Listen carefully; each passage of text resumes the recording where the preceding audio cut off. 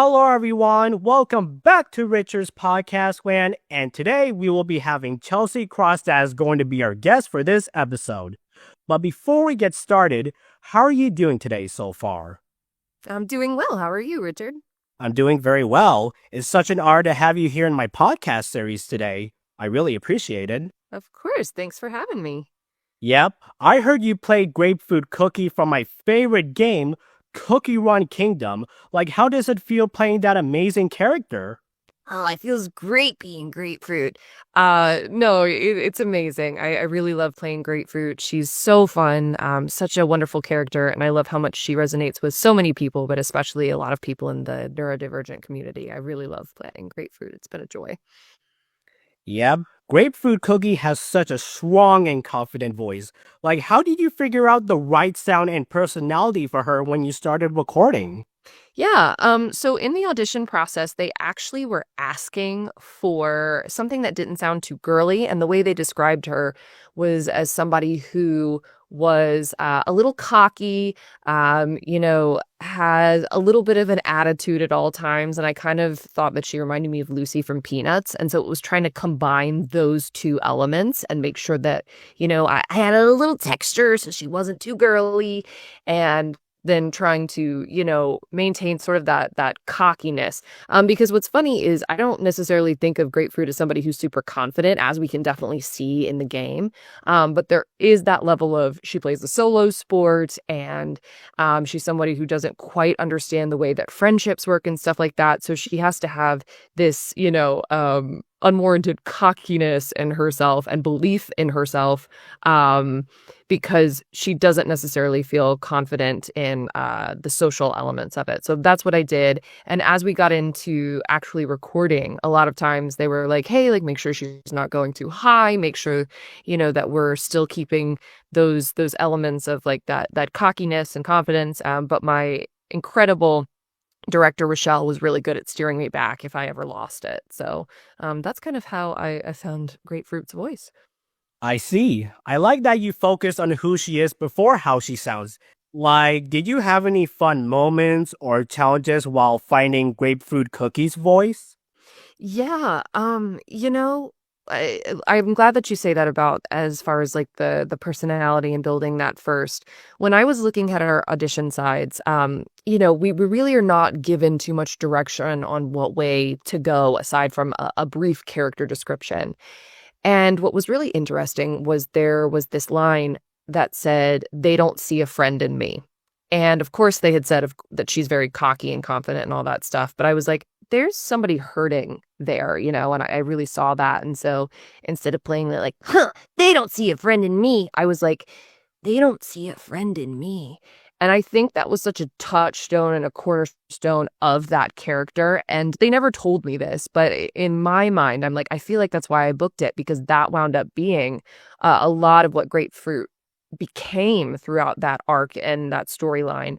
And so that was really a big touch point for me of who she was, equally in part so as to the "aren't limes just unripe lemons," which is a lot of people's favorite line, because it shows the two distinct elements of her personality, that very cocky voice versus the very insecure voice who really just wants to make friends and isn't quite sure how to do it. And so that was like how I kind of built her personality. And then as far as like fun moments or things that were happening in the booth and like how that kind of led to discovery, it was a lot of, we just kind of started from the top of the script and went.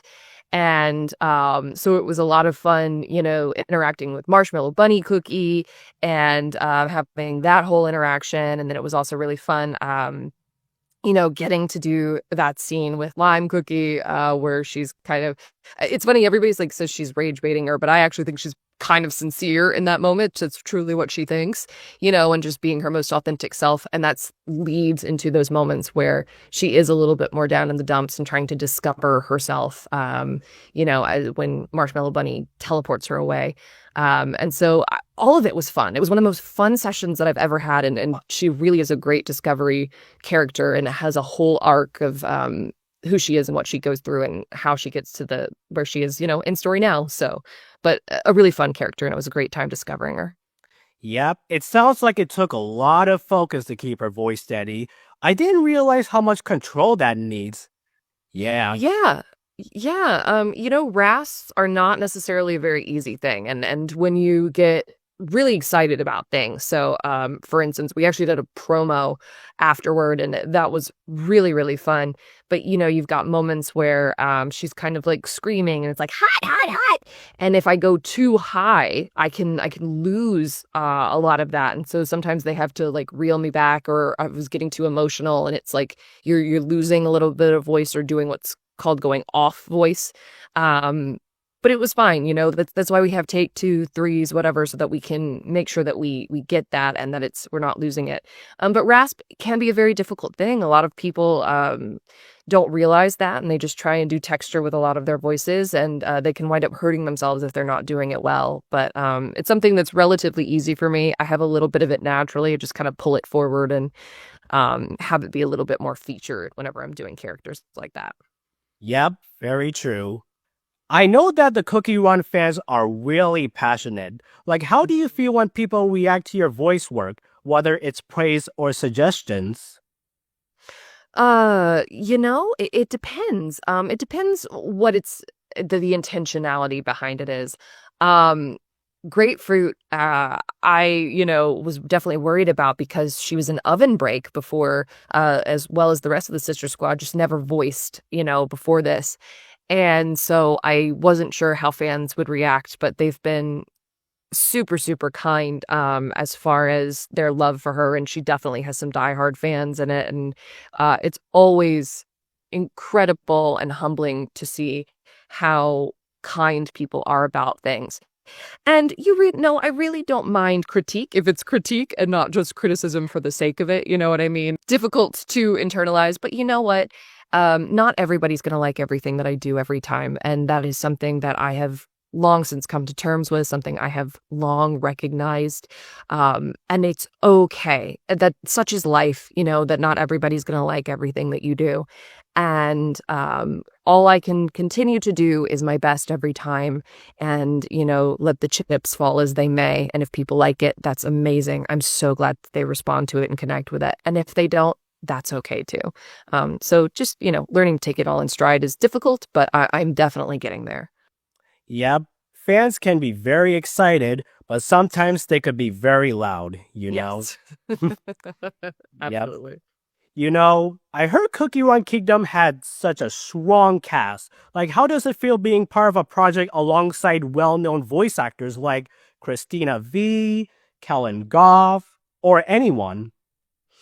Oh my goodness, it's amazing. And this particular patch of Cookie Run, even so, like I'm friends with Kat Bertano, who plays Lime Cookie, and so it's a joy getting to be not only in it with such incredibly talented colleagues, but also a lot of my friends. I always love getting to act alongside incredibly talented people, and especially getting to act with my friends. So I'm so happy to be a part of the Cookie Run legacy. I've been auditioning for it for a long time before I got Grapefruit. And so it feels very seminal, and it feels like it was the right time, right place. And I'm so grateful to be in the cast with so many wonderfully talented actors. Yeah, being part of a cast like that could feel very big or even scary, but being in a cast like that is such a surprise. Glad to have you there. Oh, thank you. Thank you so much. Why, no problem. All right, let's get into the final question. For people who want to get into voiceover work, what advice would you give to them? Oh my goodness, I have so much. Do we really have the time?